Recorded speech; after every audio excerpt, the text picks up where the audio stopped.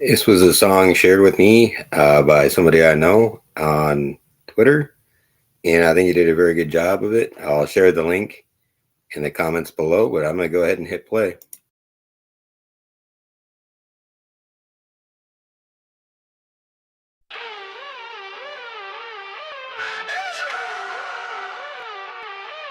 Engines fire up and ready to help it soar.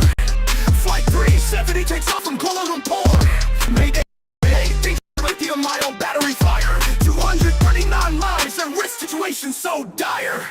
Lost contact with this Boeing commercial airplane. Faulty satellite being the weak link in this chain. 20 superconductor scientists on this flight. Does that have anything to do with it? It just might. 1, 2, 3, plasma orbs coming out of nowhere. It's the 777 smokes falling out of the air. Wide area motion imagery and military infrared showing us more and even more being left unsaid. 0-point energy, that's the technology to these EVOs that are defying gravity. 3 off with dark lasers pointing the way as they teleport Malaysia Flight 370 away. Where did it go? What's the notion? Which island? Which ocean? Did it crash in the sea or on land? Fourth port out west for this sleight of hand. For 4 days the passengers' phones were on. Who's responsible for these people being gone? Classified documents like a sales debris. The wrong ocean. Dark energy, ether, cold fusion, 0-point energy. Not solid, liquid, or gas. Plasma is the key. A paradigm shift in our technology. An unlimited reservoir of energy. Floating through the air round and round as we stand helpless on the ground. Orbs of light defying what we were taught. We've been lied to by science is my next thought. Whistleblowers dying or getting disappeared. Heads of industry saying nothing to see here. Isn't that just a little weird? By humans this was created and engineered. 1, 2, 3, plasma orbs coming out of nowhere. It's the 777 smokes falling out of the air. Wide area motion imagery and military infrared showing us more and even more being left unsaid. 0-point energy, that's the technology to these EVOs that are defying gravity. 3 off with dark lasers pointing the way as they teleport Malaysia Flight 370 away. The ether is real. This is the spiel. The truth will come out. The truth will be shown. What happened to Flight 370? Around the world it will soon be known.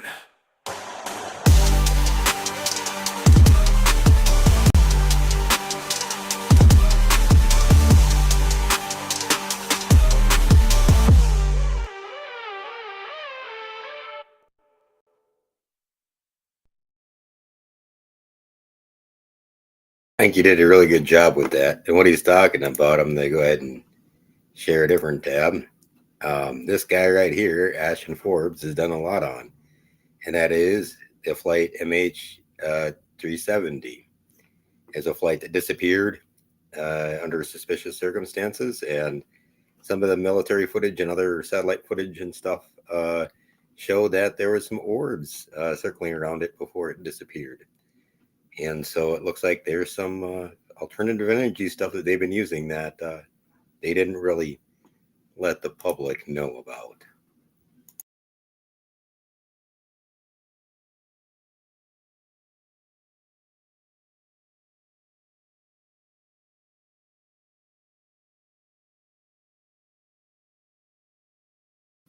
Okay, well, welcome, folks. Chaz will be back on here in just a minute. And I'm going to be going over a few different things today. So first of all, I'm going to do a recap. So last week we talked about a little bit of the Communist Party here in Minnesota, some of the players, a little bit about Harland Cleveland. So Harland Cleveland is a name that you all should know. He helped out with the building of NATO after World War II. He helped out with setting up the UN stuff, including the NATO Stay Behind crews for Operation Gladio and that. And then he went over to China and was the UN guy over there for the Far East Division until they pulled back to Taiwan and the communists took over there. He went on to be involved with the University of Minnesota with the School of Public Affairs, a Humphrey School of Public Affairs there, and also the east-west portion of Honolulu College, or the University of Hawaii. He was part of that as president of the University of Hawaii, and that was where Barack Obama's mother went before she went on her CIA missions, and it was a known CIA front. So he's a really interesting fellow. He also was a member and founding member of the Aspen Institute, which, if you don't know what that is, I highly suggest looking it up. A lot like the World Economic Forum. And then we went into some of the audio from the first part of the series of One Minnesota. And that is a website that they were using, oh, I should say a program that they were using. It started out as Horizons in the 70s, and then it transferred in the 2000s over to One Minnesota. It was a program set up by the Humphrey School of Public Affairs to justify a think tank made up of members of a commission, and that was the Minnesota's Future Commission, which had nonprofits, NGOs, and the like that were advising then the government on how it should run for the future, including some of the Cargill Foundation, McKnight Foundation, Minneapolis Foundation, and others. And so some of these big businesses as well are sitting in on these meetings, deciding how our to the state will go. And so we listened to the audio for the first portion of that. And this week we'll be listening into the Q&A. The audio did cut out a little bit last week, and I apologize for that. That was when he was discussing how many illegals we would need and the cost of that, and so on. And they knew that we could build up Native people here already in the States to fill those roles, but they decided to go with immigrants instead. And they have since the 70s. And so that's basically the point that we were at. We had some discussion in between that. Today we'll be going over a little bit more in depth, because there's another group that Harlan Cleveland was a part of. And that was a World Futures Society. So we're going to be talking a little bit about that, what a civilization type 1 is, and then we'll be getting right into it. I'm going to bring Chaz up real quick so that way he can say hi, and then we'll get right into it.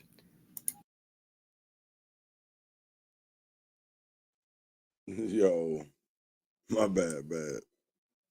I'm here though. I'm here. We can get this thing kicked off. Hey, where can people find you? This is being restreamed by Jerry, or DJB Lethal. So where can people find you, and what are you about?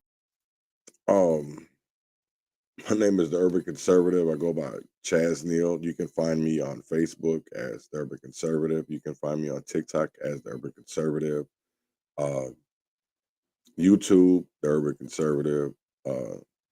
Twitter, X, whatever you want to call it. The Urban Conservative.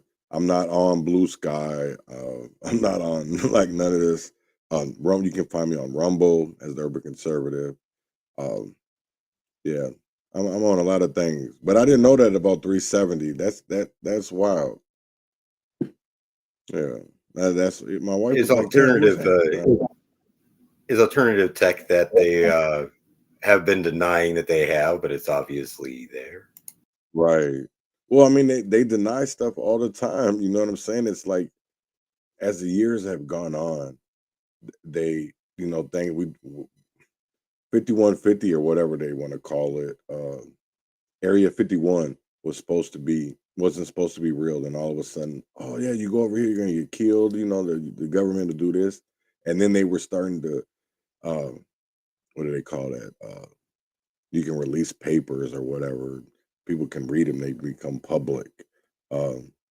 It's like, why shouldn't the people know about direct energy weapons, which are called DEW, or that there's whole Navy bases, and that we, the government, is attached to them type of things. You know what I'm saying? Because it made me really think of when I was looking into what was happening in Malibu, and then I found that naval base they were out there using for direct energy weapons, and then they had a submarine or some shit unmanned near Hawaii, and during the fires over there, and I'm like, wait, what? And I'm like, never mind it. She, These people gonna call me a conspiracy theorist, but the Naval yeah, it blew Research my Lab and the direct energy thing for the Navy is over there. DESI is the acronym for it, and it's at Point Mugu.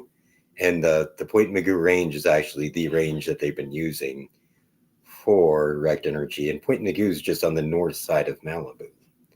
So I was stationed out there. yeah, because one thing that really shocked me about these they want to call them natural, but I really second guess that is when people were flying over Los Angeles and Malibu and all that, and they were like, these don't look like it was just a fire. It looked like something actually kind of hit it, and then it just started, and it's like, That's a good segue into today's topic, actually, because I'm going to share my screen real quick here, because these are people you can go look up on your own. And let me see if I can get it pulled up here.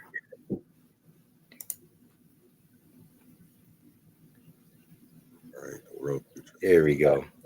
So the World Future Society, this is something that Harlan Cleveland was a part of. You can actually go to their website and see what they're about. But they're a lot about creating up what's called a world civilization type 1. And that is where we're harnessing all the available energy on Earth, including the available energy from the sun. Okay. This has a little bit about some of their past members. There's not too much there on it. They do publish the Futurist magazine. But where I found this group was when I was looking up the Minnesota Futures Commission, because they are a part of different societies are a part of them. And one of the societies is the Minnesota Futures Commission.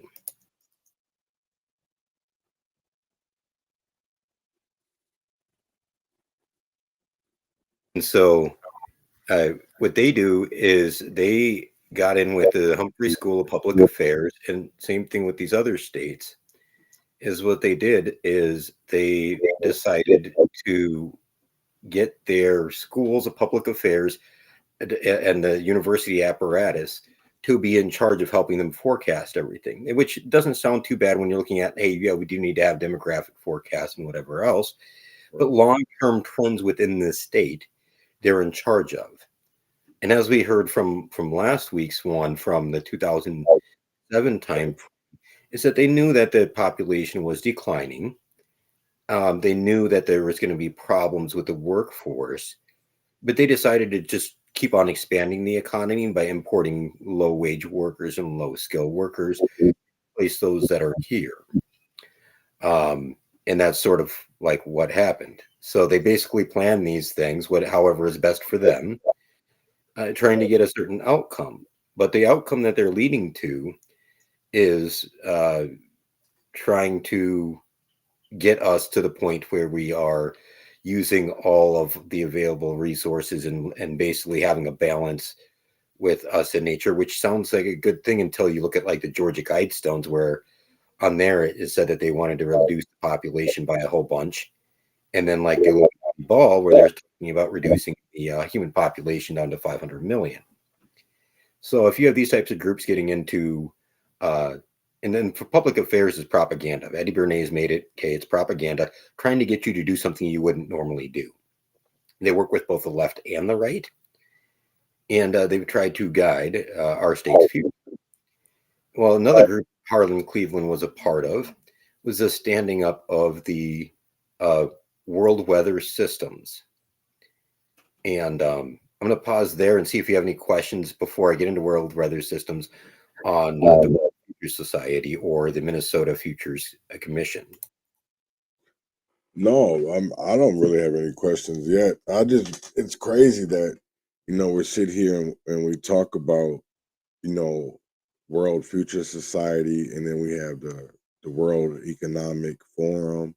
We have this World Health Organization, and it was crazy because Trump basically got out of a lot of these these partnerships And it's like, why, if they were so good for us? But then you see that were they really good for us?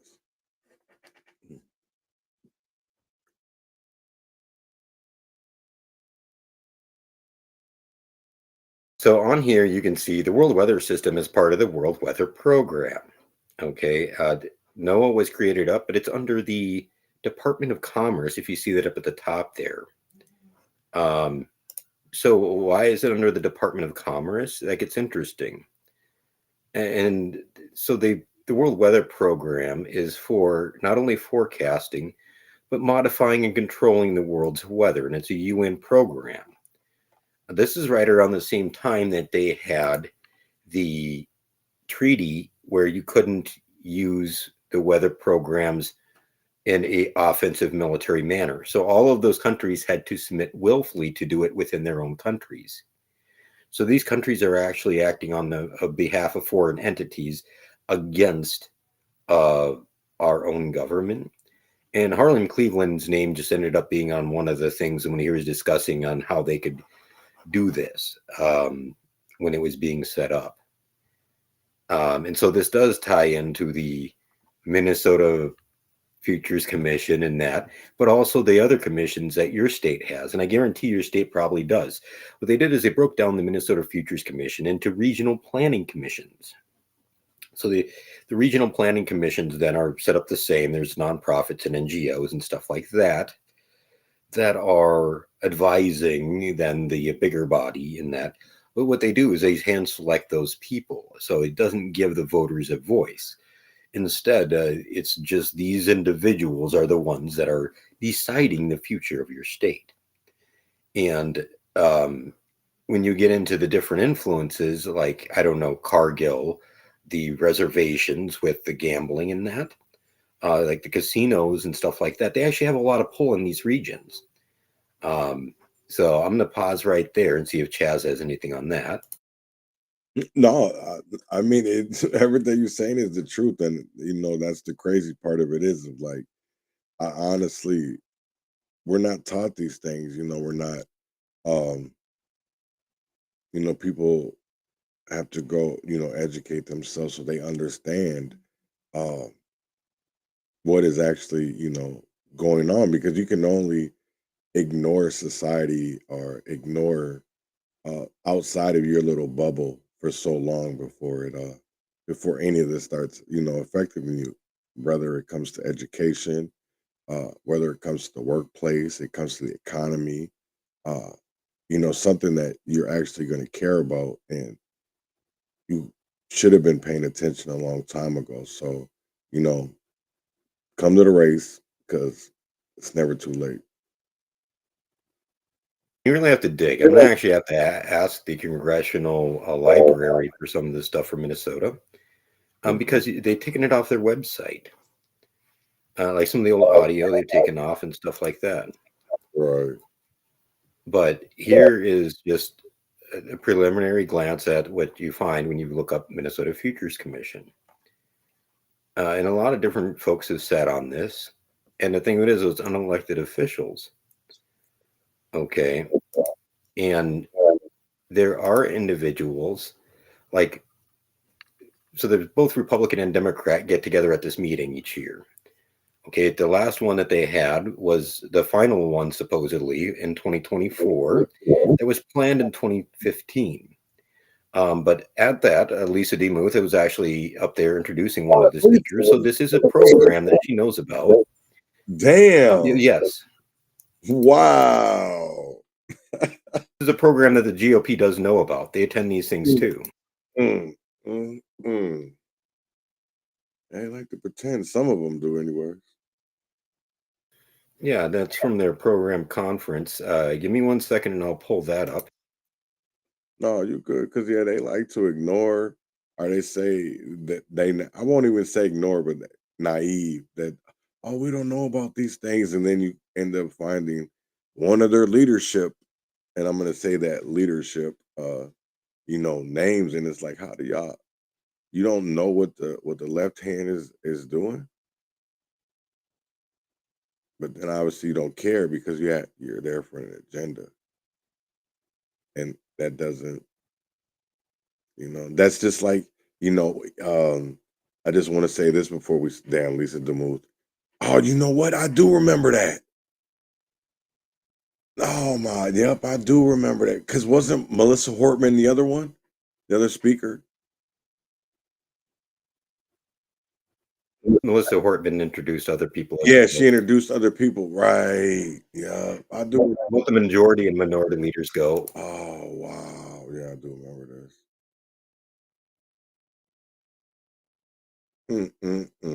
That's sad as hell. It's like, who can you really, you have people in like side of her own party boosting her up to be like, she's this black woman. Nobody knew her as black before y'all called her the speaker of the house, man. And it's like, we don't care about that. We just care about honest policies, honest legislation, and things that are going to make us better. And now, as you become, I'll say for myself, as I've become better educated, better informed, uh, it hasn't always been like that. And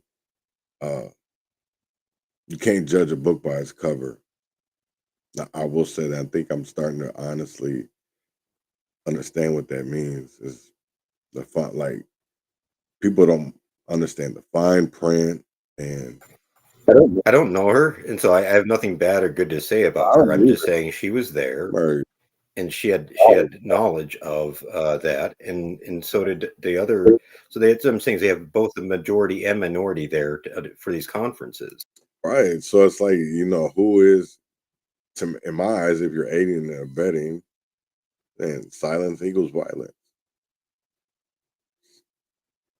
And what is the language of the unheard?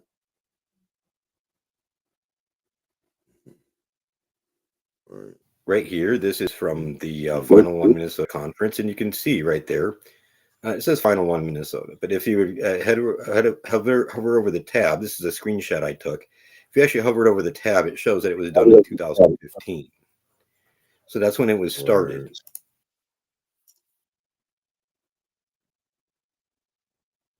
And it's wild.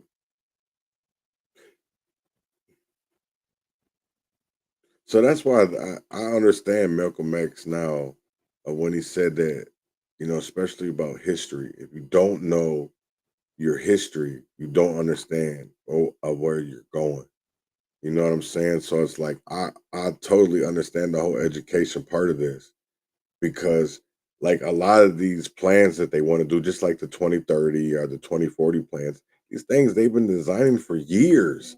And a lot of people are just becoming aware of like Destination Medical Center and these railroad tracks and these lines and this, wind turbines. And they're saying like everything is not good for the goose, is good for the game. Yeah, and they're going to push it no matter what, because their goal is to get it.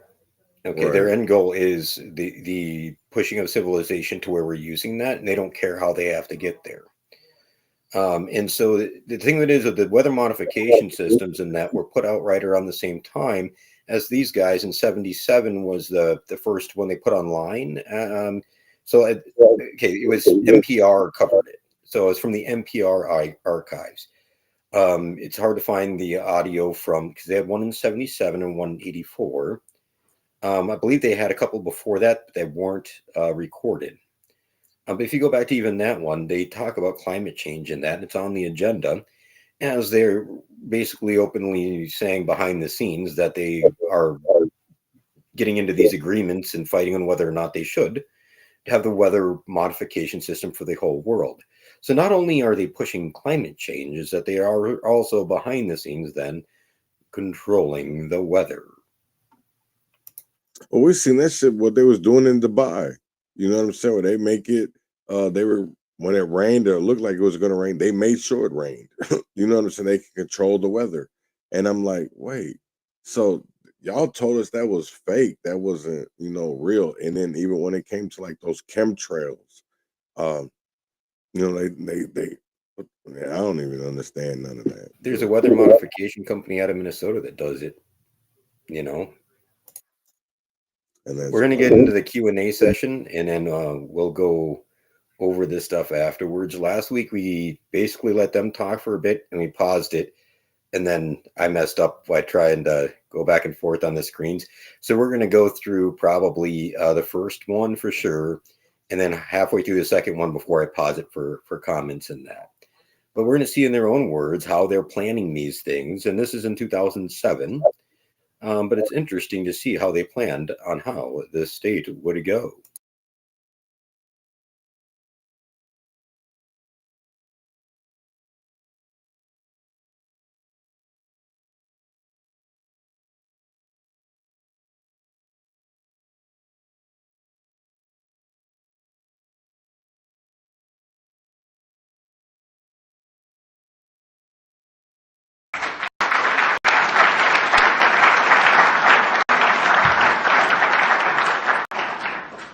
While we collect the first set of questions, I'm going to ask Peter if you would like to respond to anything you heard, or otherwise I have a first question for. Oh, go ahead.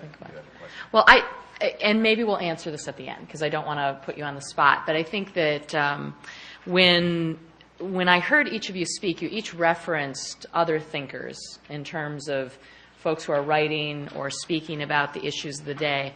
And so maybe at the end of our question and answer period, you could each leave us with one or two others who you are reading or interacting with who would be interesting for us to read or interact with in the next phase of this. So that's, and if you're ready to go with that, that's fine. Otherwise, I think, you're sorting the questions. Okay, all right. So, well, let's go then if you have a thought on that.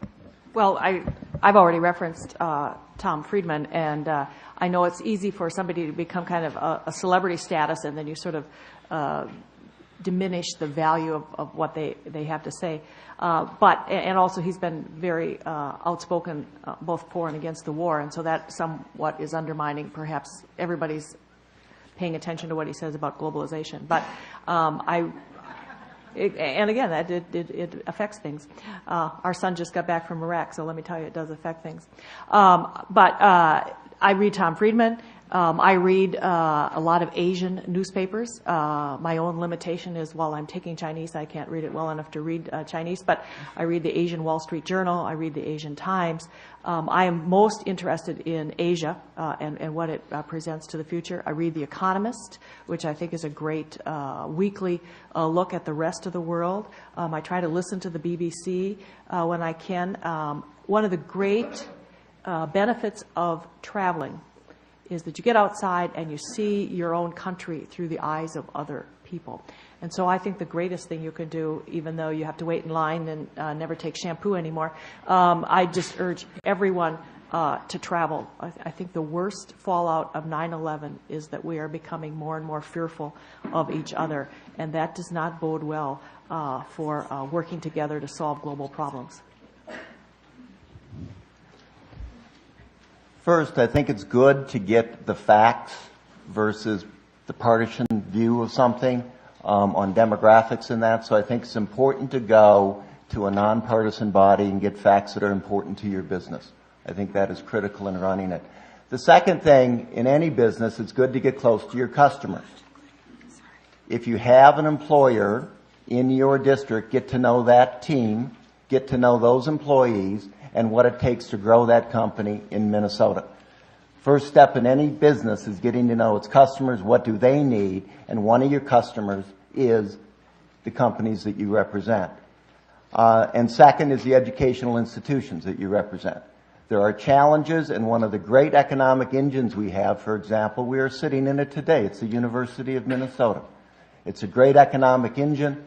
And what are its needs to prepare us for the next century. So I would talk to the leadership of the educational institutions that also make this state great.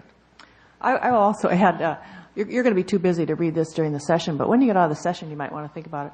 I'm right now reading a 300-year-old book, The Decline and Fall of the Roman Empire by Edwin Gibbons. And I'm also reading a book on the history of Greece. And another thing that's very fascinating when you read about antiquity is you realize you can have an absolutely thriving civilization that people assume will go on forever. And a lot of the same principles and the same forces brought down those civilizations. So it's always interesting to realize that where you are is not where you will always be, nor it is where we have always been. So anyway, not to be too somber, but it's fascinating to look at how rich those civilizations were, and they came apart when the infrastructure broke down. So. Peter? I could throw in one quick Yeah. plug for my own magazine. There really is very little that I talk about that isn't said much better. That isn't said much better in this magazine. I was just thinking today that the whole question about selling off infrastructure, is that a good idea? State legislators very appropriately question that. And it's a very emotional issue for a lot of people. There's a good article in here about the pros and cons of doing that, and why it is that two governors who have incredible financial backgrounds, Mitch Daniels and John Corzine, want to do it. It's done all the time in Europe. There are other people who say it's a terrible idea, particularly politically. But it's all spelled out here. Performance measurement article here about that, too. So we work hard to do that. I felt that when we started governing 20 years ago, there wasn't a Forbes or Fortune or Business Week for people in your jobs. And so we tried to do that. So I learn a lot from it. I learn a lot from the website. And I could say that not having an awful lot of input into the editorial product except general direction. And then I want to reiterate The Economist. I think The Economist is really the most incredible news weekly. And it has much more international view than Time or Newsweek, which I find are very parochial and becoming more so. And then finally, a lot of you won't like this, but the New York Times is the greatest newspaper in this country. I mean, and I don't always agree with it. Very often I don't agree with its editorial policy. But just as a news gathering organization, it is a fine enterprise, and it is better than it's ever been. Well, thank you for that. And now I'll start with your questions. And I think some of these are directed to one of you. And then if the other two need to respond or feel like you can add something, please do. Otherwise, we'll keep moving through the questions. So, Peter, I think this is directed at you. Your comments regarding the concentration of wealth suggest there is a value in greater distribution of wealth. And what role do you think government should play in policies to build greater distribution of wealth? Well, I don't know. What interests me about this problem is that it is a worldwide phenomenon, and the numbers in the U.S. actually are a little better than they are in the world. A rather larger percentage of people control the same amount of 40% of the wealth. But it isn't by a whole lot, and wealth has been concentrating more here. And people like our Treasury Secretary, Mr. Paulson, and Ben Bernanke, the head of the Fed, are really worried about it because they're very concerned that if the fruits of globalized economy aren't felt by a larger number of people, it won't be politically sustainable. And I think that's what you're referring to with trade problem. And I think you're beginning to see the first signs, and there's strong signs of a revolt against free trade in this country. Somebody said last night at dinner, it's darn hard to find a Democrat in the U.S. Congress who's going to stand up for free trade, as did Bill Clinton, that sold it. So I think that's a problem. Taxation policy has a lot to do with it. I see real problem with, with the strategy. What my problem with the strategy of selling off infrastructure, for instance, is that is a business model that is based off of private companies coming in, taking over these roads. They are toll roads, and guess what? They're going to raise the tolls a lot. I see a problem with hot lanes and so on. People are having to pay more to do the same stuff, and for wealthier people, that's not such a big problem, and it's worth it for middle-class folks. It gets more and more difficult. I see more and more responsibility being put on middle-class, and particularly lower middle-class people. And a lot of them are very close to the breaking point. And that's a real concern. What do you do about it? Taxation policy certainly has something to do with that. You want to make things less regressive, more progressive, rather than what we're doing now, which I think is the opposite. And then education does offer everybody the way out, and we have to concentrate on those kids that that are not doing so well. I think we have to be willing to put more resources into trying to bring them along. There are all kinds of programs that could prove that is done if you put the proper resources and energy into it. I'm going to make a statement that's probably going to be heretical, but I know a lot of people like to say Social Security is the fourth rail. I think public education is the fourth rail. I had a debate we were discussing world problems with lots of people over the weekend, and I said, as a fourth generation Minnesotan, came from a family of dirt poor Irish immigrants. At one time, our public education system did exactly that. It was the single most important thing that distributed wealth because it created opportunity for everybody to make their own. And we will be held accountable if we reach a point in the 21st century where our public education system is the single biggest barrier to people doing the same thing. And it's a difficult problem. Nobody's got easy answers.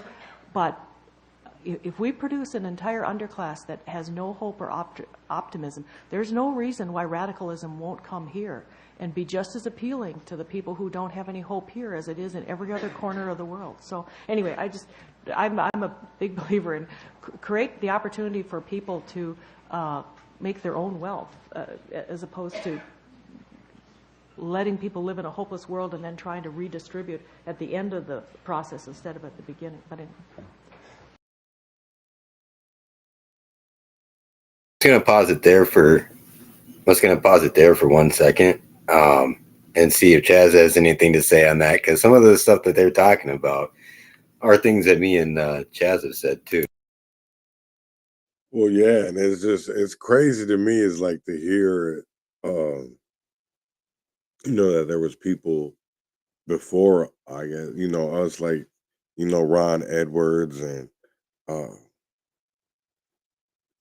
there's a lot of warriors, and just to see what that they were trying to warn our ancestors about, our family members, our loved ones, and people really didn't catch on because a lot of it we're led to believe that a lot of this stuff that people talk about is conspiracy theories, and I think it's easier that way to get slowly things in there to get people to believe is that you program them that way. You come out with movies, you come out with cartoons. I think somebody put out there that Simpson, there was a Simpson episode about a Black Hawk going into an airplane.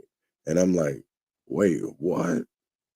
And I'm just like, okay, you can only put so much, BS together and you be like, damn, I really don't want to go down that rabbit hole. But you have to sometimes to understand that it's possible. And these movies just ain't entertainment. I think a lot of it is educational to get people interested or intrigued to go do their own research. And I think a lot of movies that I have seen in the last couple of years have really intrigued me and made me more interested in other things. Oh, definitely. What's interesting to me is the fact that they lay it out basically. They know the solution, okay? They see the problems on the horizon. And if you go back to the 70s, a lot of these are the same problems they talk about, okay? But they're the ones that choose where the funneling of the money goes. And so if they know the problems, and both the Democrats and Republicans know the problem, they know the solutions, and then they turn around and do the opposite of what these people are telling them. And they're telling them literally that lady just said, if you do not fix it at the root cause level, you will have people that become more radicalized. Well, we've seen that on both the left and the right. And they know what it was going to do. They had a plan, and I'd be guessing that they executed it. It probably wasn't the plan that they were listening to, though.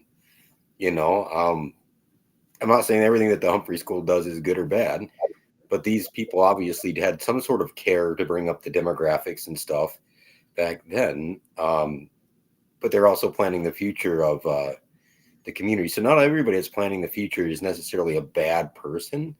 But you have to see who's behind all this and agenda is overall are they pushing? Because obviously it didn't work out where they took care of the lower middle class and the lower class people to where they were able to survive to in Minnesota, because they did the exact opposite for the past 17 years. Right. Right. The numbers will show that economic disparity is tied to educational disparity. If you go back to the root of the countries that have economic disparity to the greatest degree, they also have educational disparity of an equal or greater degree. And I will say, I think that the ability to go back to the well and say, just give us more money, without saying, here's what we actually are going to do that's going to deliver a different result, I think we're at that point. People want a different result. So, I mean, and again, it's not easy, but anyway. All right, next question. Janet, I think you might want to start this one, and then we'll see. And it doesn't have to be, I don't think the answer is long, but I think it's an interesting question. You mentioned world languages. Do you think that business would go to bat for earlier world language classes, earlier than 9th grade, or in some places middle school, it's still an option, but really lower than that in most places in Minnesota, it's not an option. Is that something that business could help us with in terms of the importance of it, as you pointed out? Well, I think I hope this isn't the first time anyone is hearing that a need for workers of the future is to be multilingual. I mean, certainly business and the public sector. I mean, if you have 40% of the population coming in that speaks multiple languages, yes, and the earlier you start, the better, although I would say we are at such a disadvantage since we are, thousands of miles generally, except for French in Quebec or perhaps Spanish in Miami, where you can really use it. But absolutely, the earlier and finding out what works in teaching language, and maybe the rote method that many of us went through and didn't produce very good results until we actually got out and used it isn't the best way to do it. So I think that would be coupled with how can we create multilingual children? Is it immersion programs? What is it? But again, education is such a factor in success. Young people going to private colleges or private schools, they're starting with Chinese in the kindergarten and first grade because their parents know it's going to be very important for their success in the future. Anyone else? Okay. To succeed, state government needs business to operate as a partner. This is a question. What specific ideas do you have for how business can partner with state government, specifically in the area of early childhood education? What solutions can business offer to us? Bob?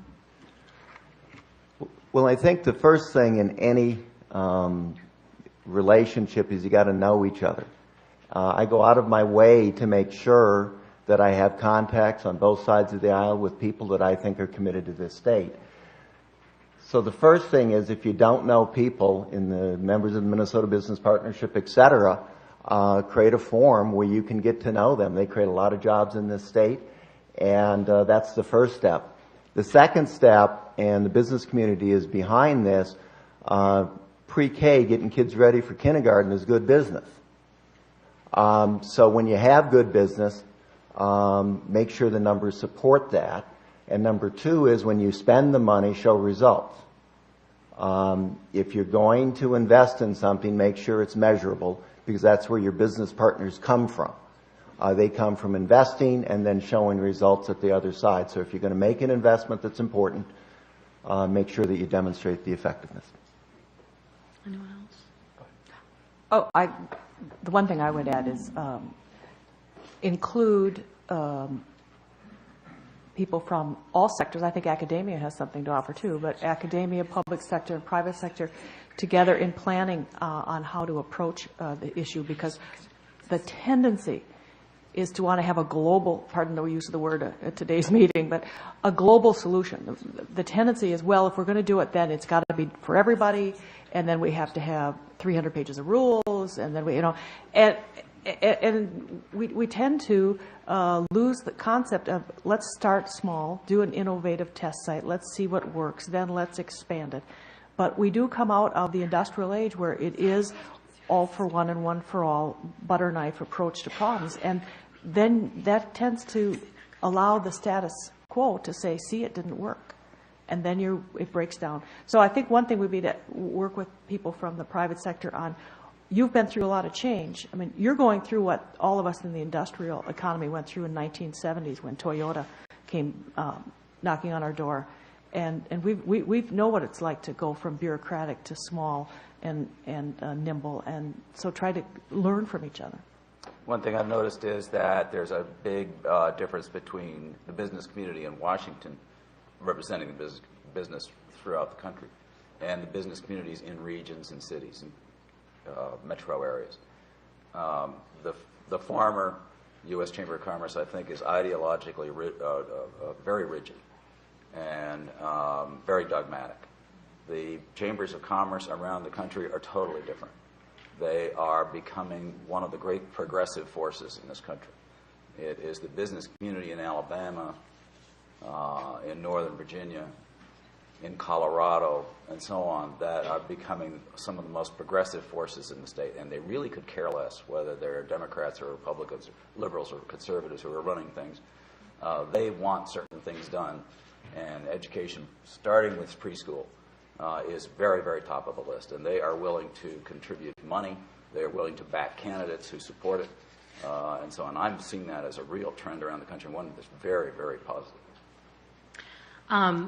A number of you asked questions about sustainability because all of you talked about that in your comments.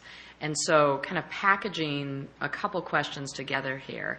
One person asked, is sustainability or the lack of it just a matter of specific policies? And I'm going to give you a second question that I think fits in with that, and that is the tension between sustainability and the push for mergers and larger, faster, and the tension inherent in those two things. Whichever of those things strike you as something that you can share something about here, sustainability and whether it's a set of policies that we have to get to, or I think the corollary to that is it truly a philosophy that has to take over the mindset of decision makers? Well, in my world, the only key to independence is through performance. And I would argue that in the state's world and in your political world, that is the same thing. You need to be top performing. Any merger that is done where the organization at the end of the day does not become a top performer, that merger is undone 4 or 5 years later, and we see it all the time in the business world, of merger and acquisitions that don't work because they did not bring excellence. What matters is the economy gets more mobile and communication becomes more available and relevant in all the transactions that we do, is excellence matters. And if you do not deliver it, someone else will. And they do not have to be next door. They can be in India. They can be in China. They can be in South Dakota. Excellence is the key to independence. I'm not sure I'm quite clear on the what they are referring to as sustainable, so I'll take a stab at it. If the question is, can we sustain the economic drivers of our current economy, or meaning largely the businesses that are here and the employees that the employment they provide, or are they just going to get merged and we're going to end up with fewer companies and there's nothing we can do about it? Is that the question? Anyway, I would say, no, we cannot sustain what we currently have, or I don't think we will, because many of the companies we currently have are emerged in the industrial economy. And so what we have now is excess capacity, and mergers represent the consolidation of excess capacity. And we've got a lot of cheap capital, so some of them aren't good mergers either. So they provide access to capital that then is not used efficiently. But so trying to hold on, like picking up a handful of sand on the beach, trying to hold on to what you have is not sustainable. Trying to create new businesses, whether it is lots of research at the new companies, at the companies that are here. So over time, they actually evolve into something else, trying to create research so that you have, as I say, the next Google. You know, the real opportunity is how do you make this an attractive, rich, fertile soil, since we're an agriculture place, from which the drivers of the future economy are going to grow, even though we don't know what they are now. But we do know that if you have a well-educated workforce, if you have a lot of good research, and you start having some critical mass in some very key drivers of the economy, you're more likely than not going to find yourself having a sustainable economy over time. I think on the public sector side, it's going to take a change of mindset. I think we've got some problems in the way we are allowing the economy to proceed, and we have to change how we look at things. I think the tipping point issue right now is global warming.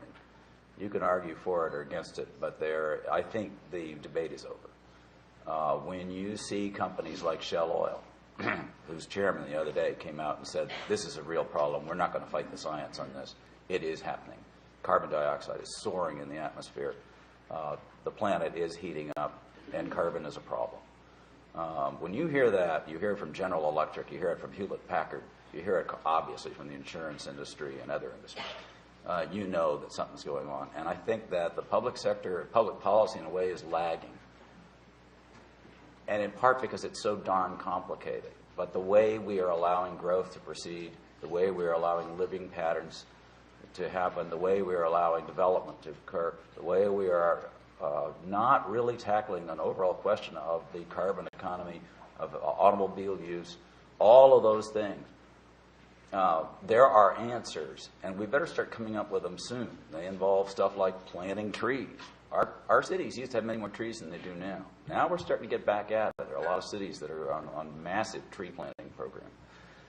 There are multitude of answers, but there has to be some sense of overall direction of what it is we're going to do, and the public sector has got to be what provides that. And what surprises me is how quickly the private sector gets right in line, or in the case of some of these companies, leads the way. General Electric being a good example. I'm going to follow up on that with Janet and Bob. What is the impact of global warming that you see directly on businesses? And that could probably be a doctoral thesis, but maybe, no. Well, there's a lot of ways to tackle it, but there's some really practical problems. Number one is if you look at where the citizens of the U.S. have built, and with global warming recognized there's going to be disasters that will pale, make the old ones seem very small in comparison. How do you protect those citizens' residencies, businesses? Are we going to rebuild New Orleans? I mean, we're building on places that will disappear based on any rational environmental model. Any rational model. They're going to go away. What do those citizens, what is the net that is going to catch those citizens? I'll give you one practical example. We did not loan any money down in the basin of New Orleans because I chaired a casualty company. I knew it was going to go underwater. Just a question of when. It was not a question. And that's fact. For 20 years, we stayed out of that city on any borrowing of money. Before we get on to the second part of the Q&A, I want to see if Chaz has anything to say on it. No, I mean, to be honest, it's like everything that we have been talking about for the last couple of years is like getting people ready. And honestly, it wasn't getting them ready. It was already there. And it has to just be a way to educate people. Honestly, I don't know how, because a lot of people didn't get it in kindergarten, they didn't get it in elementary school, they didn't get it in middle school, they didn't get it in high school. They damn sure didn't get it in college. So see, a lot of people are self-taught, and it's better to sometimes be that way. You can go look this stuff up on your own. I mean, it's available. That's what I'm trying to show people, is that we can. And then, so listening to these experts, obviously they believe in global warming. I'm not sure if they were aware of the world weather systems and the world weather program. They obviously fell for some of it, but that's how they guide everything like that. Same thing with the public-private partnerships. This was right at the same time that they're talking about this, that Target was doing the Downtown 100. This is 07 time frame, right before the GOP Super Bowl stuff. They did the super spying with the Fusion Center for the Super Bowl. If people don't remember, it was all over the news in that. So some of these things that they were pushing, because last time we also talked about the nanotech and the stuff like that they had been talking about as far as the state's economic future. So they sort of planned these things and realized that they also had access to a Cray computer there at the University of Minnesota. And Cray computers were supercomputers before supercomputers were cool. And they sold the Cray supercomputer, one of the models, to the CIA, one of them to NASA, and then a different one to China in the 90s. But these are the types of things that they had access to, the AI type models, before anybody else. Minnesota is where Hubbard Broadcasting is from. We were one of the first ones to do satellite coverage throughout the U.S. And it was called CONUS for live broadcasting. They provided all the stations with the live broadcasting satellite stuff, but they also were doing other stuff with it. And they had offered their service to the CIA, which the CIA declined. My guess would be to do it through a shadow program, because the CIA had it on the books. But there's actually a letter of them declining Hubbard's satellites. Right.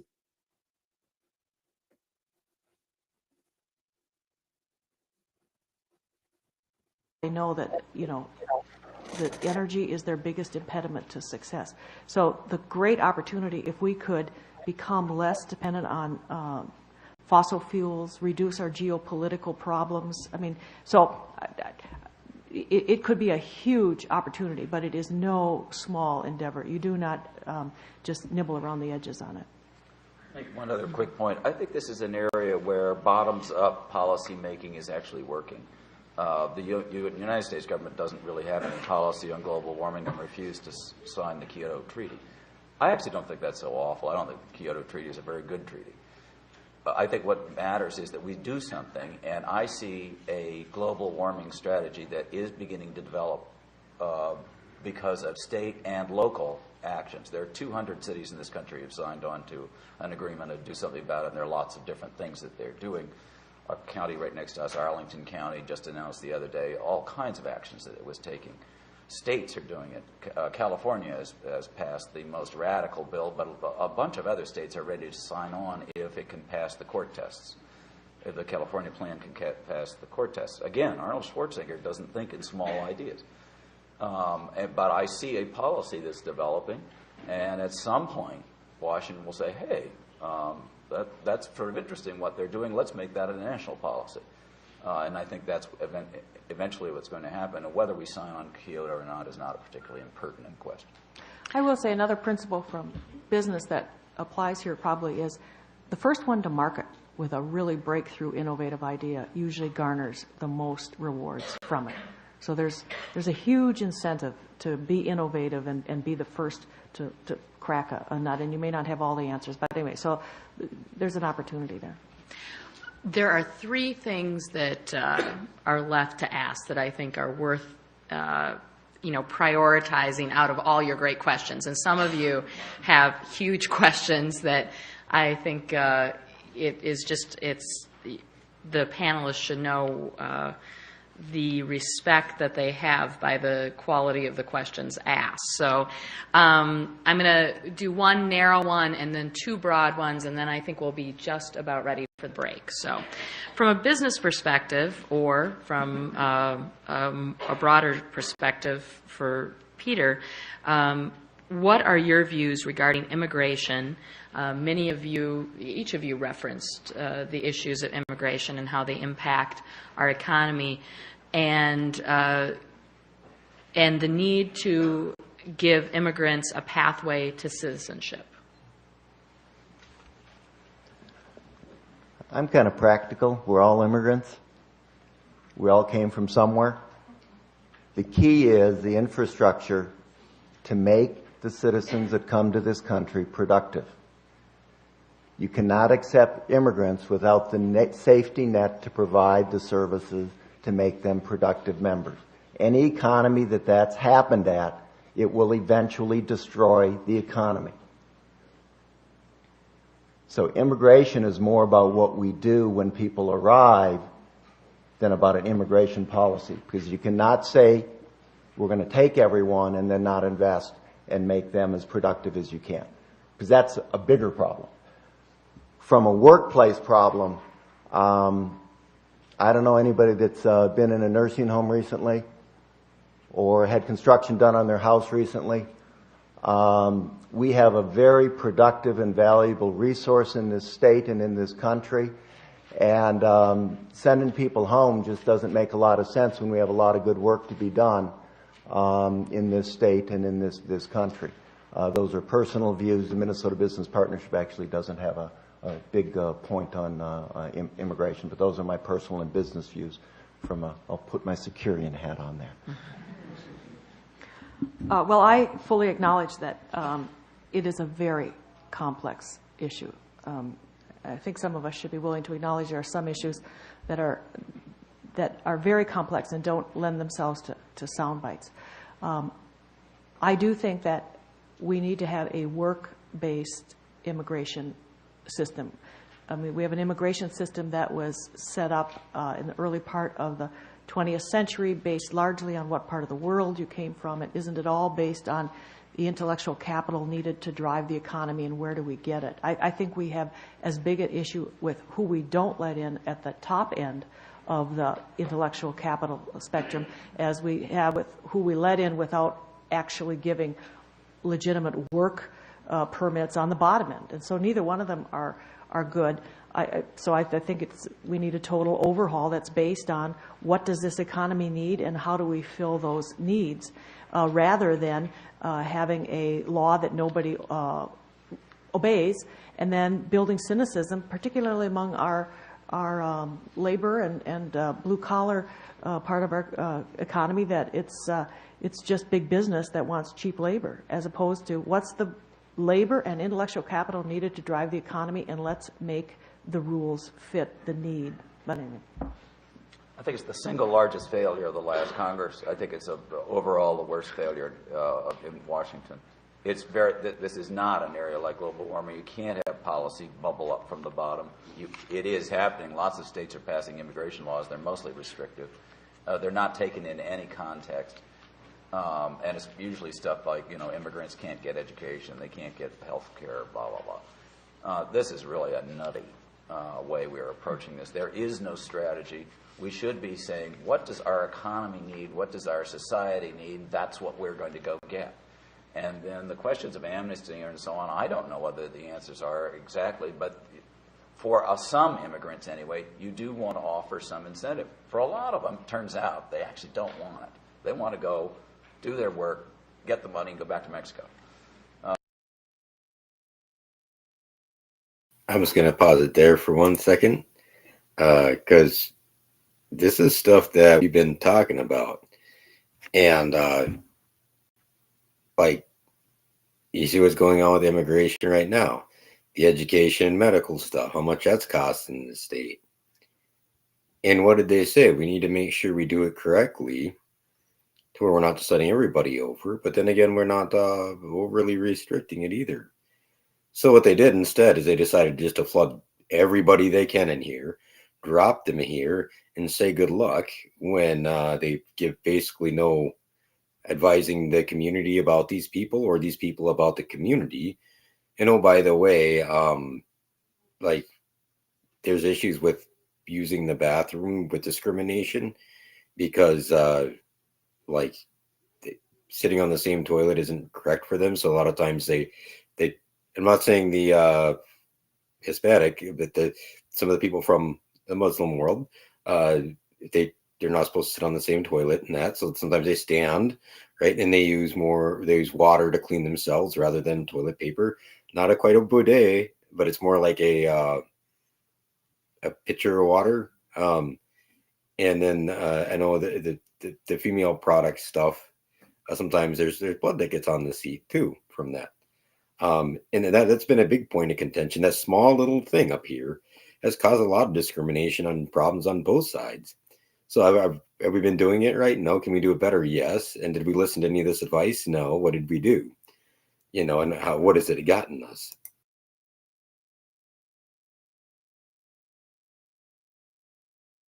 Did you have anything on that, Chaz? So I don't got nothing to say. Okay, I'll go ahead and hit it again. I just wanted to pause it right there because these are discussions that you hear going on right now today as well. And if in 17 years we haven't done anything correct about it, we should maybe stop and think.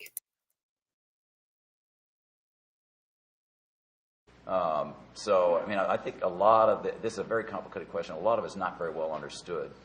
And what we're doing is the people who are shouting the loudest are sort of getting their way in the public square. And that's not what we ought to be doing. But I think the tremendous failure has been in Washington. I would add, since you're all lawmakers, immigration is just one example, but I know you run for a re-election every 2 years or every 6 years. When a whole body of lawmakers keep kicking the can down the road, leaving it for somebody else, when you build cynicism in your population, you will pay for it. When the population believes that government doesn't work and our system doesn't work, then they're open to suggestions from others of whether it's radicalism or something else. So your job is very important. And one of the important things is helping our populace believe our system works. If our system works, people will be willing to defend it. They'll be willing to roll up their sleeves and be part of it. But anyway, so I think immigration is a real prime example of that. Okay, before the last question, a couple things. Kathy is going to come up right as we end for a couple of announcements, just so you know what happens next in the schedule. I want to just say to our panelists, Peter, you left us with 7 big ideas that we need to be thinking about. Janet, you left us with 4 underpinnings of things that we should think about and carry with us. And Bob, 3 things that you track that are important, that you think are important for us to pay attention to. And so I want to thank you for doing that today. And I hope that this isn't the last conversation that we get to have with all of you in this legislative term. I also want to say a personal note that all of you, if you haven't read The World is Flat by Thomas Friedman, for all of you in the room, you need to read till the end of the book. So I've read it 3 times, not because I'm not able to digest it the first time, but I read it for 3 different reasons. And some of you will want to throw it across the room about halfway through. So if you're going to read the Friedman book, read it all the way through, get to the end. Maybe we'll do something fun in the house with a couple of these things. There's a couple of other great reads that we should probably discuss, because I think they get at some of the more global and macro issues going on. So here's the final question for this panel that is actually going to be a bit of a combo again. So how can we leverage the resources of the business community, especially this person wrote the Fortune 500 and major corporations, to partner with them for strategic investments in areas that are important to our future? And added to that at the end, if you could each give us one thing that you personally would like to see the Minnesota legislature accomplish in the next 2 years. Well, it's a popular one, and it's one I think we can make happen in the next session, and that's the pre-kindergarten education. And the vision I would have, and I think the vision that is shared by many in business, is every Minnesota kid should be ready for kindergarten. If we can have a vision to get to the moon and stuff like that, we can have a vision that every kid should get to kindergarten ready to learn. And I think that can be accomplished in the state of Minnesota. I think you can get your arms around it, and I think you'll have business partnerships are ready to help people measure what is effective, so we invest in things that work, and help in many instances provide some funding and some opportunities to do that. But that, I think, is a key for the next couple of years, and it has some traction in many different quarters. Your turn. Okay. Well, first of all, in terms of what you can do to work with business, the simplest is often the best. go and meet and get to know the companies in your district. So, I mean, I don't know how many business people I've talked to who say they've never been called on. They have no contact. So I would just urge you, and sit down and listen. Ask them how globalization is impacting their business. Another thing I think you should do, you could do, I think it's very important for the legislature to have a deep understanding of what is the research capability we have at the university, and what are the real strengths, and which of those really could and would be of interest to the business world. So anyway, I would do that. I would reiterate that in the long term, I think if you do something about pre-K education now, you'll probably have the best payoff. Art Roloff certainly says that. So if you're going to have, if that's the best investment you can make, why would you wait any longer? I mean, make it yesterday. But another thing I would urge is our populace is becoming not just cynical, they are fearful of healthcare. And so, and again, you don't have to remake the whole system, but do something that shows that the state is going to start to say, we can't wait for some big magic solution from Washington. We're going to do something and put it in the context, whether it's some form of portability. I don't know what it is. It's easy to sit up here and say what you need to do, but something where you say, this is the first step, but we're going to do something to make employment in Minnesota attractive. And one of the reasons it's going to be attractive is we're going to provide a solution to the health care issue. Employees are stuck at companies they can't leave because they have health care issues. Employers are looking at temporary workers rather than bringing people in and helping them be committed to the company because of the cost. I mean, it is a giant factor that it affects everybody. It isn't just the shareholder who gets more money. It affects everybody. Oh, I look at it more on a national basis. Actually, my first view is probably heretical, which is that I think the most important thing that business can do is to be good at business. That is absolutely paramount. Forget government. They've got to be good at business. After that, to the best extent possible, they have to be good citizens. And I'm actually fairly optimistic about that. And the business communities that I see dealing with their states they operate in, and particularly the regions that they operate in, generally speaking, they are. I think it's actually state economic development people who often make big mistakes, especially in plant expansions and so on, and offering up all of these goodies to them, which in fact they didn't really want.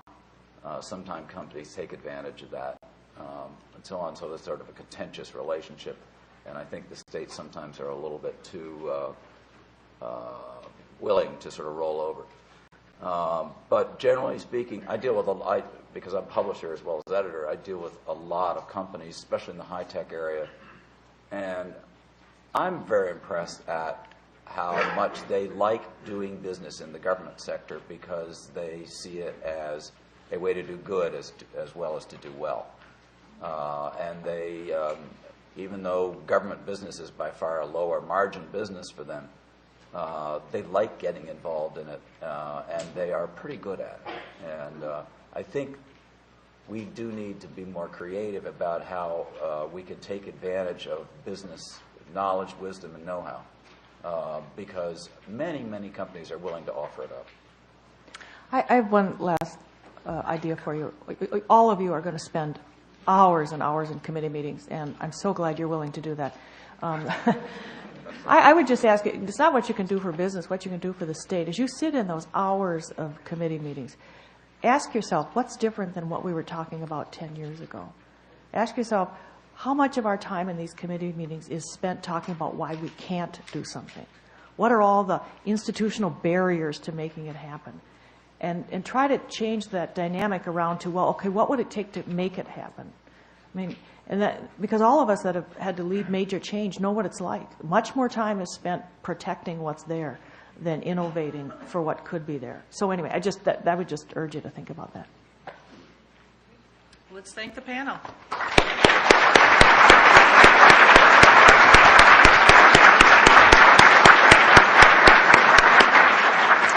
Thank you. I have just a few quick announcements before we break. First of all, related to this discussion this morning, there's a Business Week article in your packet, so if you get a chance to read that today, it was the cover article on November 20th. Just a note, anybody who hasn't picked up their registration materials yet, please stop by the desk by the front door there and pick up your packet. And also the punch card that's here for the interactive activities out there by the computer setups. And many of you have stopped by. Make sure you get this punch, put your name on it. And Speaker Kelleher mentioned the book, The World is Flat. Actually, that's one of the prizes for the drawing that we'll have later today. Those interactive activities will go until 2:15, so you have a couple more opportunities. And actually, the odds of winning a prize are very good. I think we have several different prizes. So get it completed, fill it out, and drop it in the fishbowl out there before later this afternoon. Okay, a couple more quick things. So the rest of that one is just housekeeping items. See if Chaz has anything before we go ahead and move on over to the next session. The next section starts to get pretty interesting. No, I can move over to the next session. It's to the interesting part, but it is crazy of like what you just said earlier, like everything that we're going through now, they were talking about it years before. So why didn't we take it serious? You know what I'm saying? So it's like, it's crazy to hear people from 14, 17, 20, 25 years ago and talk about things that we're dealing with now. And before I go ahead and hit play, I'm going to drop in the chat the link because there is on here also the link to the PowerPoint right here. So if you want to go ahead and download that PowerPoint, you will also be able to follow along with us on that. I'm going to be able to show some of the PowerPoints, but I don't think I can do the audio at the same time as the PowerPoint because it's on two different screens. So we're going to do the audio first.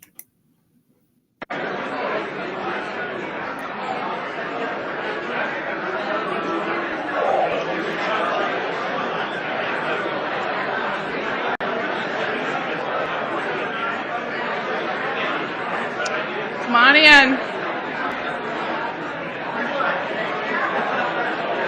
There's no gavel up here.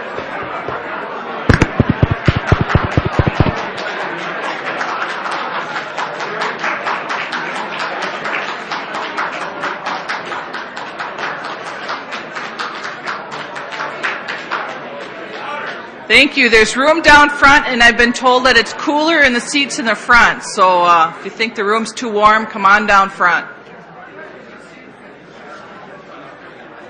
Well, welcome back.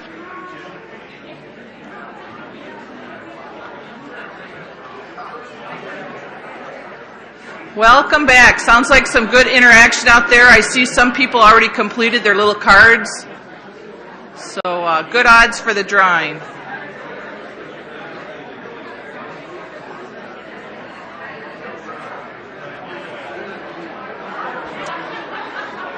Okay, welcome back. We're going to get started again. I have a couple of quick announcements as we're getting settled. Couple of quick announcements. First of all, I want to thank Robbie LaFleur. I don't know if she's in the room here right now, but she was one of the key members on the organizing group, and she gave me a little note to remind you that tomorrow there'll be a link to the main page of the legislative website. So some of you that might have come in late, you might be able to access that. Starting tomorrow, there'll be a page covering today's conference, and there'll be links from the agenda to the speaker biographies and information of the technology booths, and audio and video of the sessions today will be available within a few days. So check the legislative website, or if you know somebody who missed today, they can get on and access that and be able to get all this great information that we're getting. Another quick announcement, you do have a handout in your packet for the upcoming session here, but what about tomorrow? So you might want to follow along with that. And so with that, I'd like to turn it over to our next introducer, who is Senator Jeff Michel from one of the other caucuses, and he will introduce the speakers. So welcome, Senator Michel.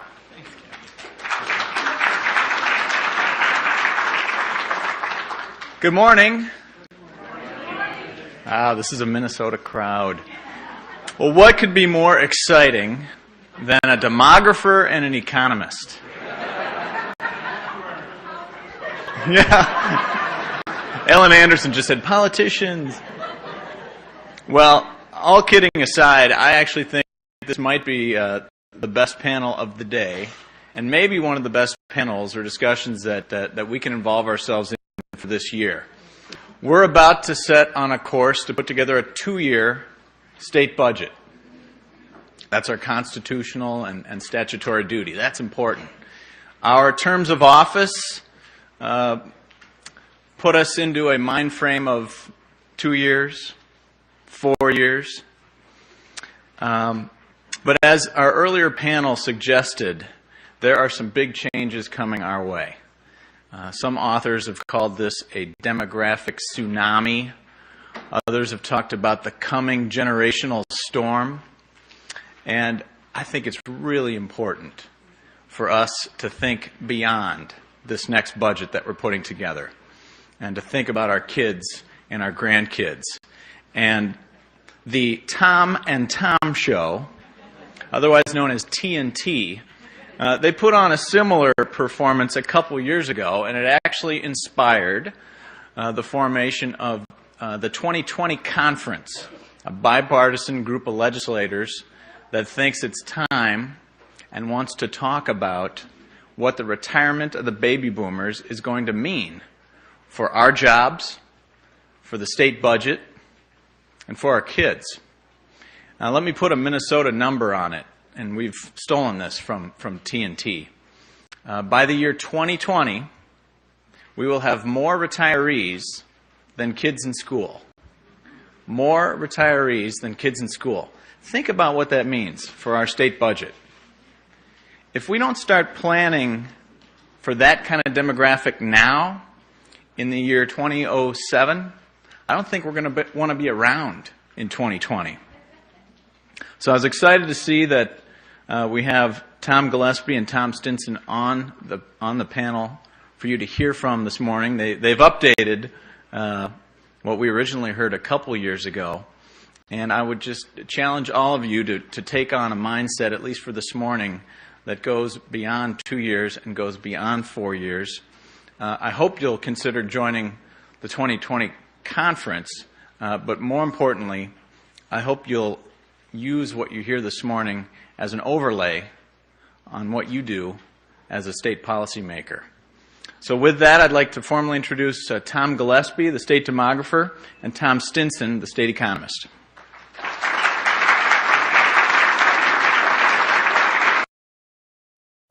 The 2020 conference? Interesting. How long did they plan this stuff for? And what all did they plan?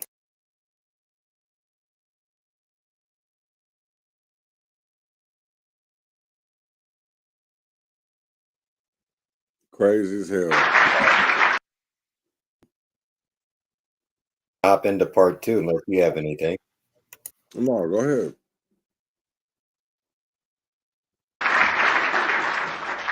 Well, good morning. It's a privilege for us to be here today to talk about the challenges, the economic and demographic challenges facing Minnesota in the next few years.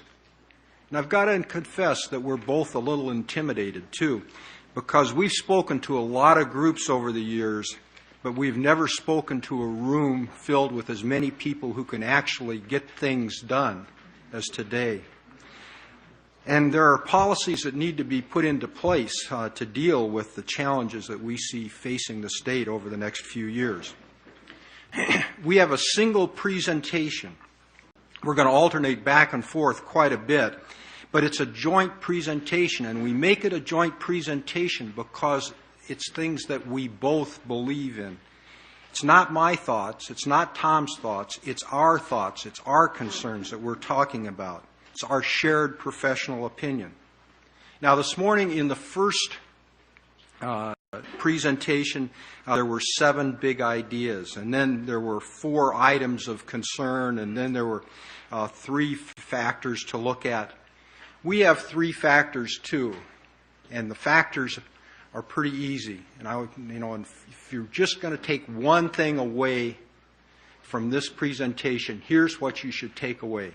Here's what's important, the three things that are important for Minnesota's economy looking out 10 years, 15 years, and 20 years in the future.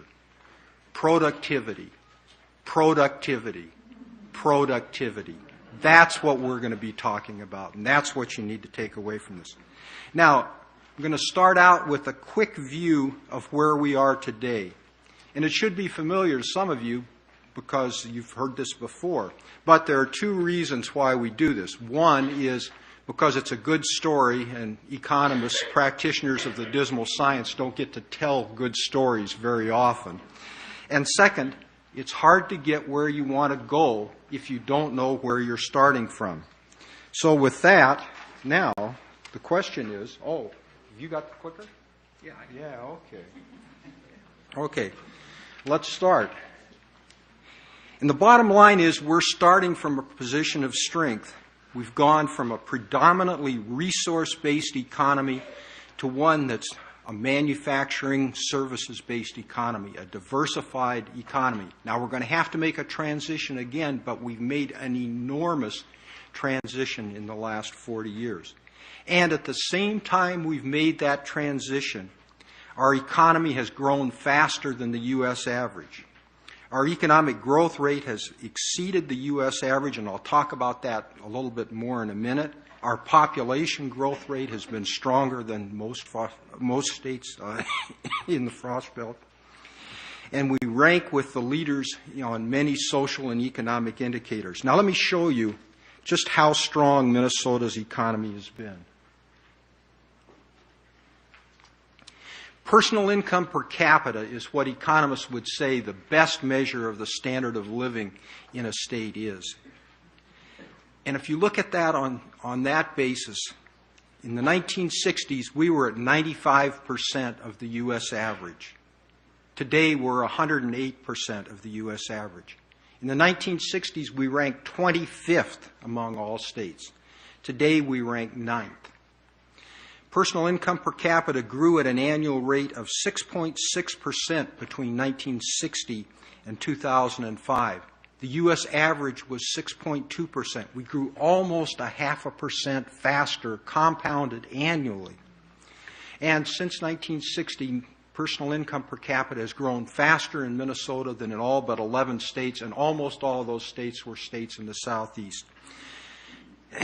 Alabama, Mississippi, Louisiana, those states, those are the states that have grown faster. This is really a remarkable record. There are no fancy statistics here. This isn't starting point or ending point sensitive, and didn't all occur just in one period or anything like that. This didn't occur everywhere. The states that grew faster than Minnesota were not around in the upper Midwest. They were further south. And it's just really a terrific result, and a result that we take for granted. And Minnesota really is is a remarkably successful state. And in fact, we are one of the most highly employed states in the nation, and consistently so. If we think in terms of the proportion of adults of working age who actually have a job, Minnesota consistently is at the top of the nation. And in fact, if direct comparisons are sometimes difficult internationally, but if we look at the international comparisons, Minnesota would rank as one of the most fully employed economies in the world. And because of that, we get to enjoy some really wonderful benefits. We have one of the lowest poverty rates in the nation, and consistently so. We have the highest home ownership rate. We have the highest rate of health insurance coverage of any state in the nation. We have one of the lowest disability rates of any state in the nation. Our families tend to be much more likely to be stable families, and we have one of the highest educational attainments in the country. And a couple of the indicators I really like to look at, because they're composite indicators by large organizations on a national basis.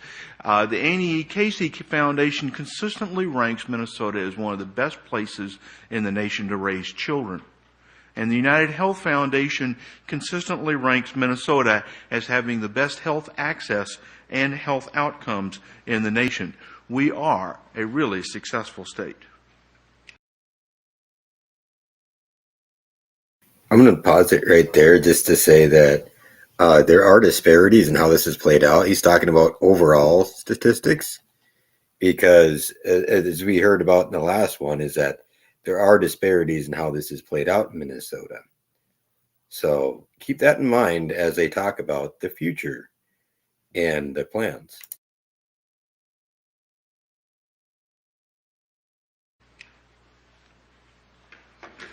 Let me tell you one other change that occurred over those 40 plus years.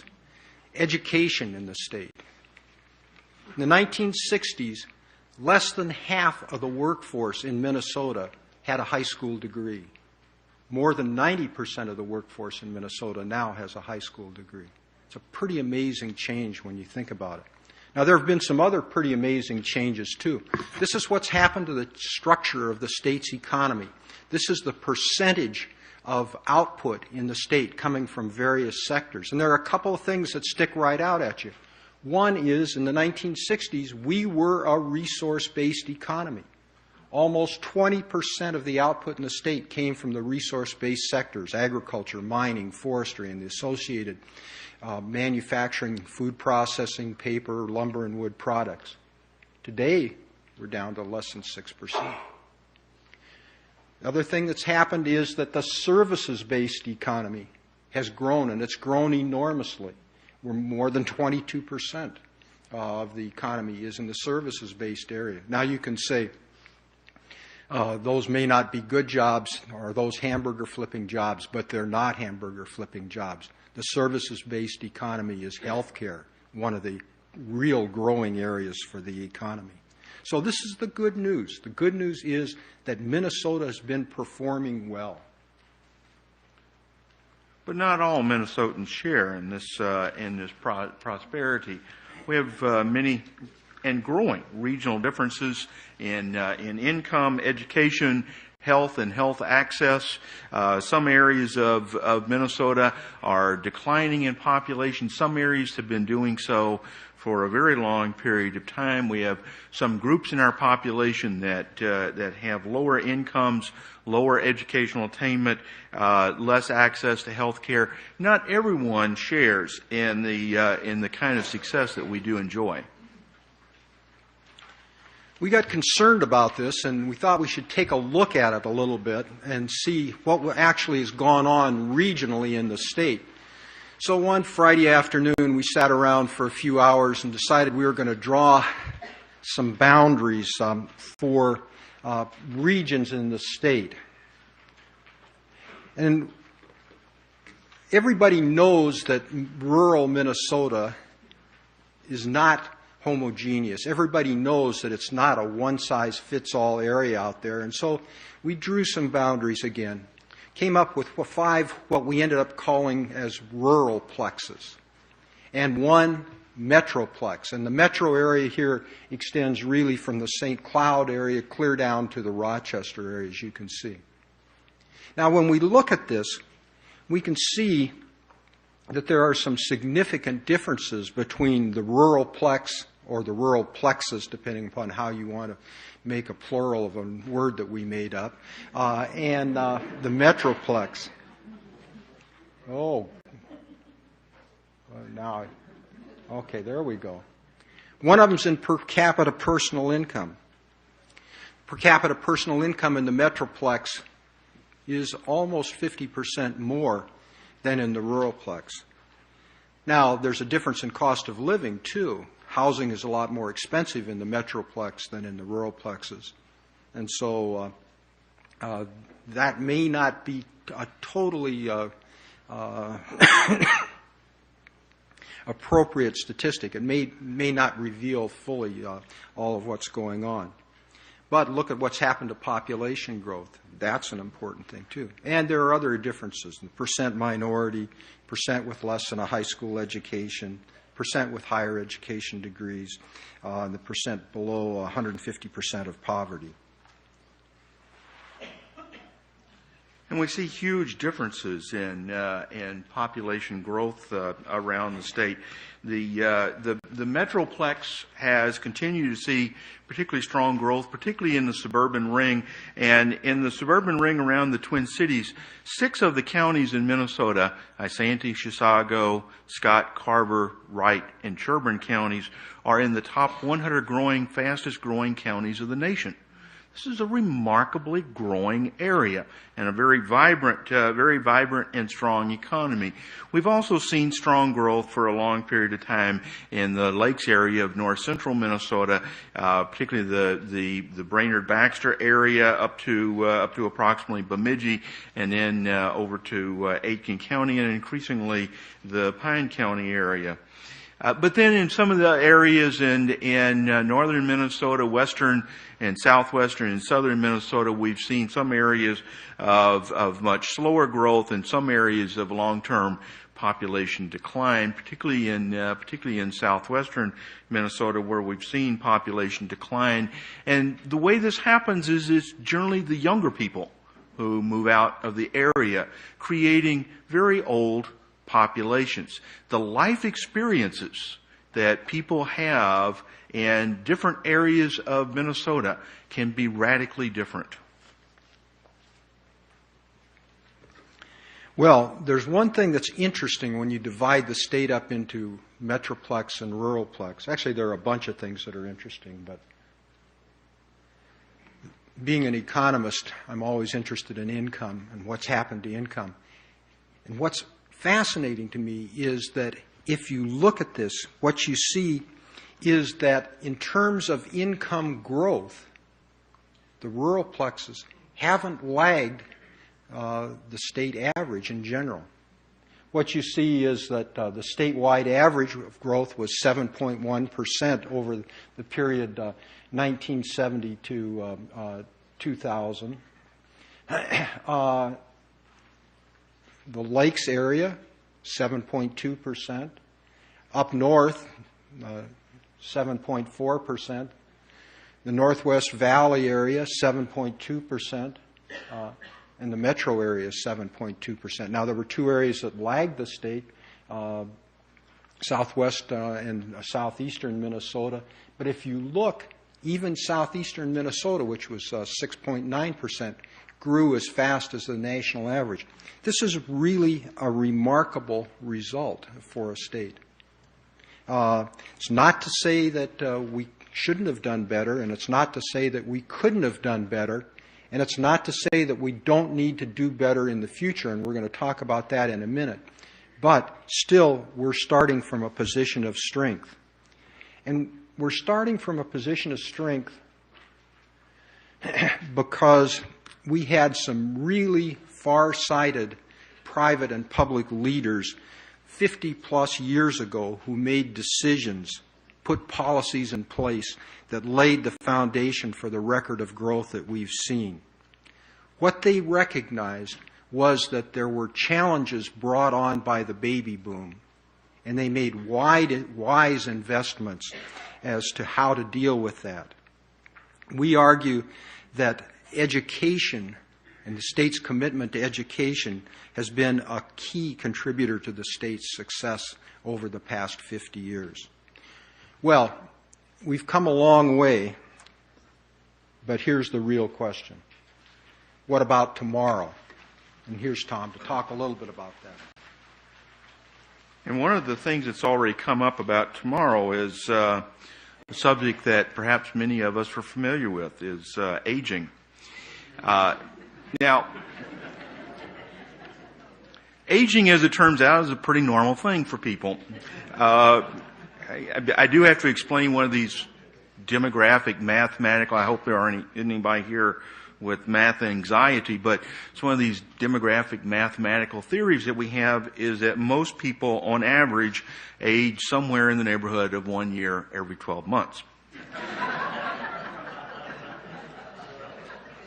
It's a fairly regular process, and it allows us really to predict. Well, we didn't always think along those lines once upon a time, but it's something that we can use as a prediction to look into the future. But there's something else operating here. We're not talking about, that's normal. It is normal for individuals to age. What we are talking about here is something that is not normal. And if we go back into the history of societies, we really can't find any society in history that went through the kind of aging process that we're seeing. Now, Europe and Japan are much older than we are. Minnesota is almost, I hate to say we're averaging anything because we're such an exceptional state. But in one thing we are almost exactly the national average is our age structure. So when we talk about Minnesota's age structure, we're really also talking about the national age structure. And countries such as Canada share a very similar characteristic. And then there are younger countries such as China that is younger than we are, but they're moving in the same direction. They're also aging. Much of the world is going through this aging process. We've never been here before. We don't know exactly what the long-run implications are, but we do know that they are fairly important. But there are some markers that I think we can look at that are fairly important and fairly dramatic. The next 4 years. Now, it just so happens that coincides with some people's terms of office. But but that's not the reason why I say 4 years. The next 4 years is going to be a critically important time in our future history. A critically important time in our future history. We are going to begin to see sharp changes in our society. Demographics is normally sort of glacial in its pace. But what we have is a couple of very sharp demarcations from the past. Starting in about a year and a half, in middle of 2008, we will begin to see a sharp increase in the number of people reaching age 62. Between 62 and 63 is the age at which the average American retires. We are expecting and incidentally the average Minnesotan is also the same age.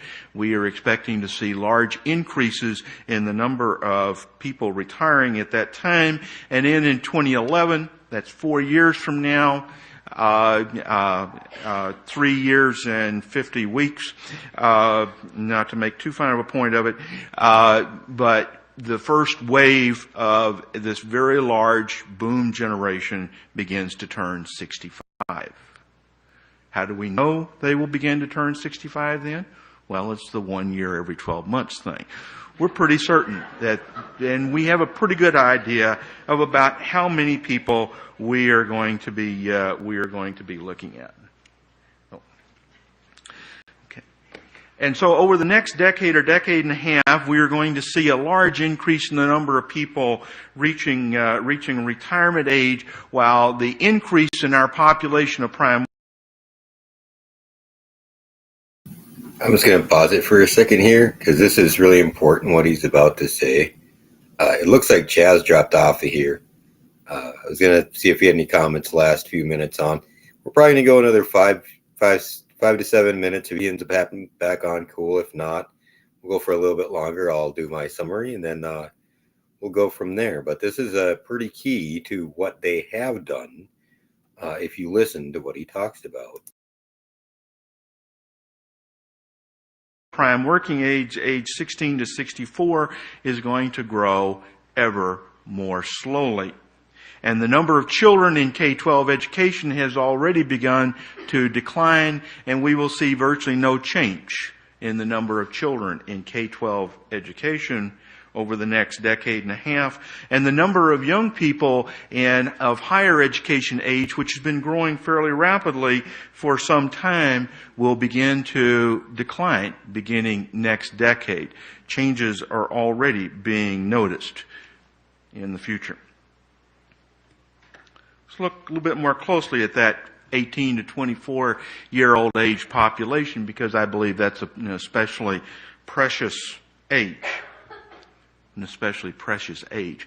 If we compare that against the 65 and older population, what we see is that historically those have been, in Minnesota and the nation, almost identical in size.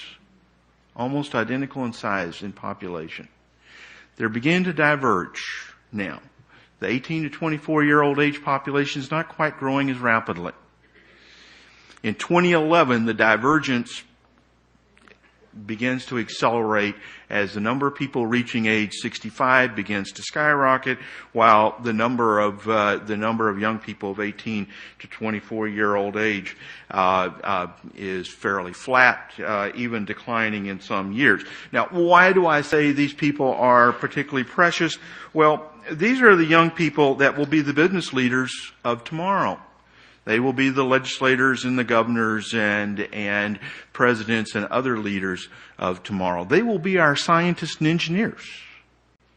They are the people who are going to keep the value of our retirement funds up so that we can enjoy our retirement. They're the people who are going to take care of us when we get old. And they're the people who are going to, I am absolutely convinced of this, they are going to be the people that will find a cure for diseases like Alzheimer's. These are precious people. These are important people, and these are really our future. So that gets us to economic fact of life number 1.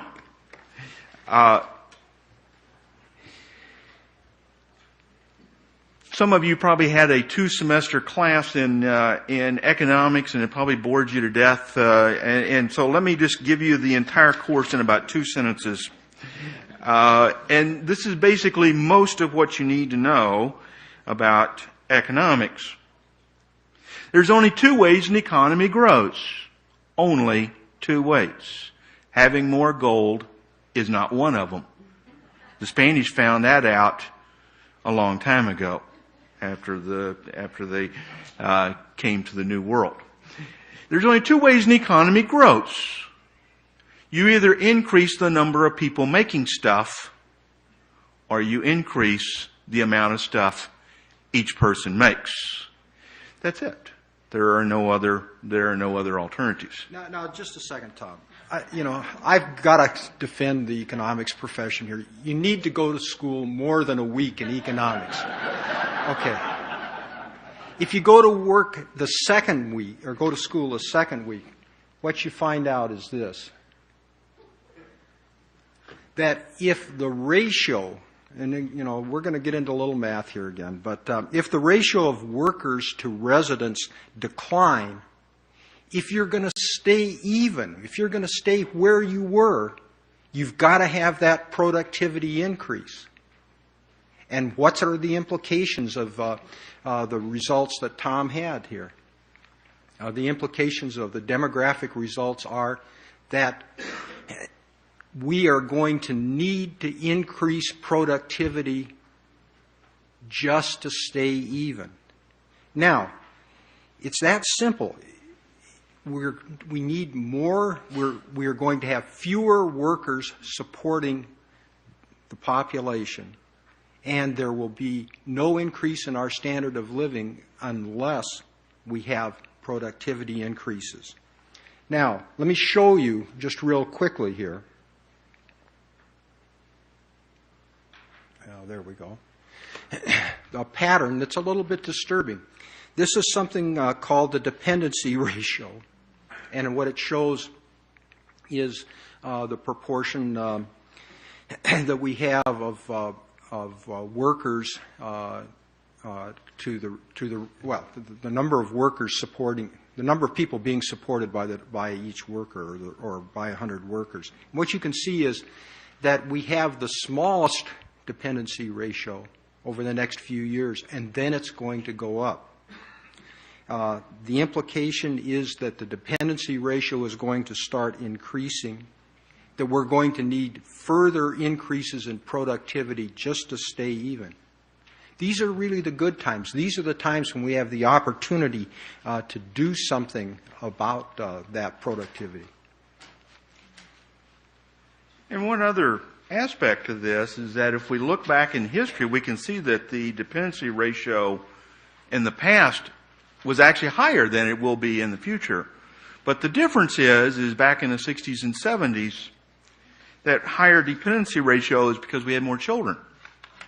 And we were investing in young people and their education. We were investing in the future, and many of you in this room were part of that investment. And we are beginning to reap the benefits of that investment. In the future, what will be driving that increase is an aging population and a disinvestment in people as they grow older. But those are longer run issues. Sensitive clicker. Those are longer run issues. Let me return back to the short run and why I'm a little concerned that we've known about this effect ever since these people were born. They're now in their late 50s. This is not a new issue. And in many respects, we really haven't done much about it. But we've known this day is coming. And if we look at when people turn 62, and again, 62 is the average age at which Americans and Minnesotans. Okay, so then next week we'll pick up at the 26-minute mark on that speech that he's given. Just want to recap a little bit about what we went over today, and then a little bit about what we're going to be going over next week. So give me 1 second here. Oh, there we go. Okay, cool. So we went over a little bit more about Harlan Cleveland, the World Futures Society, the Minnesota Futures Commission, and that's where the Horizons and One Minnesota program came from. And then we talked a little bit about Harlan's involvement with the world weather systems, because these technologies are out there and have been out there for a long time. They can manipulate the weather. And as the intro music explained about with MH370, please go look up Ashton Forbes on X or his other platforms, because, yeah, they've hidden a lot from us. And their goal is to literally be able to manage society into the way they want it to go. And these people want us to be a part of civilization type 1. So hopefully next week we'll be able to get through the rest of this presentation, and then we will move on from there. There is a video that we'll be doing in probably about 2 weeks to 3 weeks that is over the civilization type 1, so you guys can understand more about what that is. So thanks for joining us today. Next week we'll begin with a little bit of a recap about what we've done so far, and then going over where we plan on going with this. But I plan on just showing you guys basically how they've been planning this out, because after we get done with going through the 2007 series, I'm going to do a throwback to the 1977 one that they have on NPR, because it gets interesting being able to sit here and listen to the things that they planned. And that speech is going to be getting into the meat and potatoes of it here real shortly. And so I did choose to stop it at that point for a reason. But I really appreciate everybody joining me today. And we're going to go out with the same music that we went in on. And thanks again for sending me this music, because I think it's pretty neat. Give me 1 second. I'm going to have to reshare that screen. There we go. And it should share the audio as well.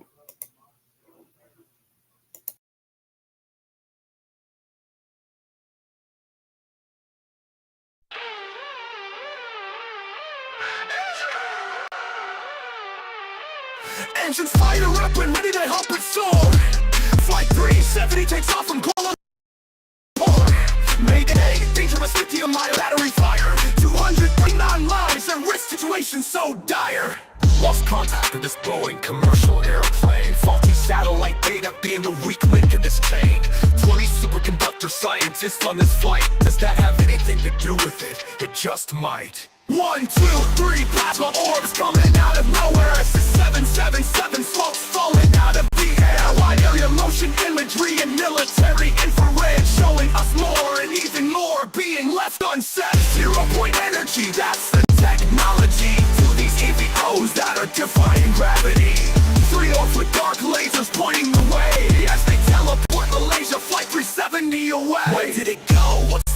motion. Which island, which ocean? It didn't crash in the sea or on land. Fourth port out west for this sleight of hand. For 4 days the passengers' phones were on. Who's responsible for these people being gone? Classified documents like a sales promotion. Debris found impossibly in the wrong ocean. Dark energy, ether, cold fusion, 0-point energy. Not solid, liquid, or gas. Plasma is the key. A paradigm shift in our technology. An unlimited reservoir of energy. Floating through the air, round and round. As we sit helpless on the ground. Or to fight, defying what we were taught. We've been lied to by science is my next thought. Whistleblowers dying or getting disappeared. Heads of industry saying nothing to see here. Isn't that just a little weird? By humans this was created and engineered. 1, 2, 3 plasma orbs coming out of nowhere. It's the 777 smokes falling out of the air. Why area motion imagery and military infrared showing us more and even more being left unsaid. 0-point energy, that's the technology. To these EVOs that are defying gravity. 3 off with dark lasers pointing the way as they teleport the laser flight 370 away. The ether is real. This is the spiel. The truth will come out. The truth will be shown. What happened to Flight 370? Around the world it will soon be known.